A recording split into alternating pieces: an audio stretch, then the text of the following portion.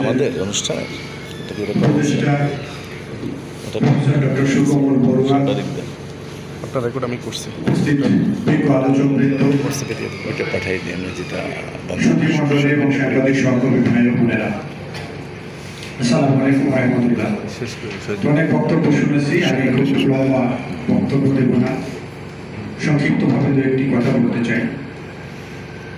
আপনারা জানেন যে আমরা দীর্ঘ 16 বছর একটি ফ্যাসিবাদী শাসনের কবলে ছিলাম। একটি সুদৃঢ় জাতীয় ঐক্যের মধ্য দিয়ে জুলাই বিপ্লবের মাধ্যমে আমাদের একটি বিজয় এসেছে, আমরা একটি নতুন বাংলাদেশ পেয়েছি। দীর্ঘ 16 বছরের অনিয়ম, দুর্নীতি, জুলুম, নিষ্পেষণ, হত্যা, গুম, হামলা, মামলা, জেল জরিমানার মধ্যে দিয়ে আমাদের এই দীর্ঘ সময় পার করতে হয়েছে। তো সেই জুলুম থেকে এই জাতিকে নিস্তার দেওয়ার জন্য, নিস্তার পাওয়ার জন্য একটি সুদৃঢ় জাতীয় ঐক্য গড়ে উঠেছিল। যে জাতীয় ঐক্যের ভিত্তিতে আমরা একটি নতুন বাংলাদেশ পেয়েছিলাম। তো আমরা ধরে নিয়েছিলাম যে এই বাংলাদেশে ধীরে ধীরে বৈষম্য দূর হবে। যে জাতীয় ঐক্য তৈরি হয়েছে সেই ঐক্যের মধ্য দিয়ে আমরা একটি নতুন বাংলাদেশ বিনির্মাণ করতে পারব। এই সরকার, অন্তর্বর্তী সরকার 5ই আগস্টের পরে ক্ষমতায় আসবার পরে তো আমরা জানি যে দীর্ঘ এই 16 বছরের যে দুঃশাসন, তারা যেভাবে দেশের শাসন ব্যবস্থাকে সাজিয়েছিল, সেই শাসন ব্যবস্থা তো সেভাবেই রয়েছে। মাঝখান থেকে যে সরকারটির পতন হয়েছে, তারা তাদের কর্মকাণ্ডের মধ্য দিয়ে নিজেদের পতনের সাথে সাথে এদেশের রাজনীতি থেকে তারা নিজেরাই নিশ্চিহ্ন করে দিয়েছে। এদেশের পুলিশ ব্যবস্থাকে, পুলিশ প্রশাসনকে তারা ধ্বংস করে দিয়েছে। এদেশের ব্যুরোক্রেসিকে তারা ধ্বংস করে দিয়েছে। এদেশের সেনাবাহিনীকে তারা কোমর ভেঙে দিয়েছে। এদেশের বর্ডার গার্ড যারা ছিল, বিজিবি, বিডিআর, তাদেরকে তারা দুর্বল করে দিয়েছে। তো এতগুলো, এবং এদেশের অর্থনৈতিক ব্যবস্থার কোমরকে তারা ভেঙে দিয়েছে। হাজার হাজার লক্ষ লক্ষ কোটি টাকা তারা বিদেশে পাচার করেছে।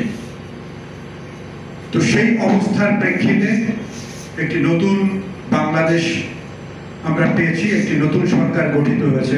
এই সরকারের কাছে আমাদের অনেক প্রত্যাশা ছিল, অনেক প্রত্যাশা এখনো আছে। তো আমরা বলতে চাই যে যে জাতীয় ঐক্যের মধ্য দিয়ে এই সরকারটি প্রতিষ্ঠিত হয়েছিল, সেই জাতির আশা এবং আকাঙ্ক্ষাকে পূরণ করবার জন্য তাদের যে সহযোগিতা দরকার ছিল, আমাদের রাজনৈতিক প্ল্যাটফর্মগুলো থেকে, রাজনৈতিক দলগুলোর পক্ষ থেকে সে ধরনের সহযোগিতা এই সরকার পায় নাই বলে আমি মনে করি।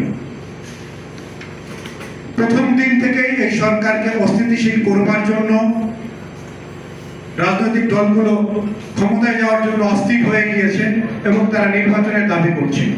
একই সাথে যারা এই দেশকে শাসন করতেন, সেই ব্যুরোক্রেসি, সেই ডিসিএসপি আগে যারা ছিল, তারাই তো রয়েছে। এদেশের 400-র মতো থানা ধ্বংস হয়ে গিয়েছিল। তো সেগুলোকে পুনর্গঠন না করে, ব্যুরোক্রেসিকে পুনর্গঠন না করে একটি নির্বাচন দাবি আমরা করছি এই রাজনৈতিক দলগুলোর পক্ষ থেকে। যার কারণে যেই সীসা ঢালা একটি ঐক্য গড়ে উঠেছিল, সেই ফ্যাসিবাদী সরকারকে বিতাড়িত করবার জন্য সেই ঐক্যের মধ্যে ফাটল ধরেছে। এবং সেই ঐক্যের মধ্যে ফাটল ধরার পরে আমরা দেখেছি যে রাস্তাঘাটে, রাষ্ট্রের বিভিন্ন সেক্টরে অস্থিতিশীলতা তৈরি হয়েছে। আজকে আমরা বলতে চাই যে যারা সরকারে রয়েছেন, তারা দেশকে পরিচালনা করার ক্ষেত্রে যে দুর্বলতা, যে ত্রুটির পরিচয় দিচ্ছেন, আপনাদের কাছে আমাদের অনুরোধ যে জনসম্পৃক্ত বিষয়গুলো রয়েছে, জনগণের স্বার্থ সংশ্লিষ্ট বিষয়গুলো রয়েছে, জাতীয় নিরাপত্তার যে বিষয়গুলো রয়েছে, সেই বিষয়গুলোতে জাতীয় রাজনৈতিক দলগুলোর সাথে আপনারা আলোচনা করুন। এবং রাজনৈতিক দলগুলোর কাছে আমাদের আবেদন হচ্ছে যে আপনারা ক্ষমতায় যাওয়ার জন্য দ্রুত নির্বাচন চাচ্ছেন। এদেশের যে রাজনৈতিক কালচার গড়ে উঠেছে দীর্ঘদিন থেকে, সেই কালচারকে যদি আপনি পরিবর্তন করতে না পারেন, পেশি শক্তির রাজনীতিকে যদি এদেশ থেকে বিদায় করতে না পারেন, যে কালো টাকা রাজনীতিকে যদি এদেশ থেকে বিদায় করতে না পারেন, সেই সংস্কার যদি না হয়, তাহলে একটি ফ্যাসিবাদী সরকারের পতনের পরে আবার যে নির্বাচন চাচ্ছেন, একটি যেন নির্বাচনের মধ্য দিয়ে আবার যদি একটি সরকার প্রতিষ্ঠিত হয়, তাহলে বিগত সরকার যে ফ্যাসিবাদের চরিত্র রূপ নিয়েছিল, সেই যেন নির্বাচনের মধ্য দিয়ে কোন সরকার ক্ষমতায় আসলে আবার সেই ফ্যাসিবাদী চরিত্রে তারাও সেই রূপ লাভ করবে। সুতরাং আমরা বলতে চাই যে স্বল্প সময়ের মধ্যে হলেও এদেশের রাজনীতিতে একটি গুণগত পরিবর্তন দরকার, একটি গুণগত সংস্কার দরকার। সেই সংস্কারটি হচ্ছে এই পেশি শক্তির রাজনীতিকে এদেশ থেকে বিদায় করতে হবে, এই কালো টাকার রাজনীতিকে এদেশ থেকে বিদায় করতে হবে। সেটি যদি করা না যায়, এই লুটেরা শ্রেণীর রাজনীতিকে দেশ থেকে বিদায় করতে হবে। সেই বিদায় করার জন্য যে সংস্কারগুলো দরকার, সেই সংস্কারগুলো আনতে হবে, এবং সেই সংস্কারগুলোর জন্য এদেশের রাজনৈতিক দলগুলোর উচিত এই সরকারকে সহযোগিতা করা। সেটি করতে যদি ব্যর্থ হন, তাহলে আজকে আমাদের জাতির মধ্যে যে অনৈক্য তৈরি হয়েছে, সেই অনৈক্য আরো বিস্তৃত হবে এবং দেশ আবার একটি অন্ধকারে পতিত হবে। আমরা সবাই জানি আমাদের দেশের মানুষরা ইতিহাস পড়ে, ইতিহাস জানে, কিন্তু ইতিহাস থেকে শিক্ষা আমরা নেই না। এটি হচ্ছে আমাদের দুর্ভাগ্য। এদেশে যখন ইংরেজরা এদেশকে দখল করে, এই ভারতবর্ষকে, তখন এদেশের মানুষের ভিতরে বিভেদ তৈরি করে তারা এই দেশকে দখল করেছিল, এবং তারা দীর্ঘ 1757 থেকে 1947 সাল পর্যন্ত এই প্রায় 200 বছর তারা এই দেশকে শাসন করেছে। এদেশের মানুষের মধ্যে বিভক্তি সৃষ্টি করে হিন্দু মুসলমানদের মধ্যে ভাগ করছে, মুসলমানদের মধ্যে শিক্ষার বিভিন্ন ভাগ তৈরি করে এদেশের মানুষের মুসলমানদের মধ্যে বিশ্বাসের বিভক্তি তৈরি করেছে, যার কারণে তারা 200 বছর শাসন করেছে। আজকেও আমাদের মধ্যে যদি সেই অনৈক্য তৈরি হয়, তাহলে আজকে আমাদের প্রতিবেশী যে সম্প্রসারণবাদী, যে আধিপত্যবাদী শক্তি রয়েছে, তারা আমাদেরকে আবার পরাধীন করে আমাদেরকে শাসন করবে। যে দুঃশাসনে আমরা দীর্ঘ 16 বছর ছিলাম, আবার সেই অন্ধকারে আমাদেরকে নিমজ্জিত হতে হবে। সুতরাং আজকে আমাদের সেই জাতীয় ঐক্য দরকার।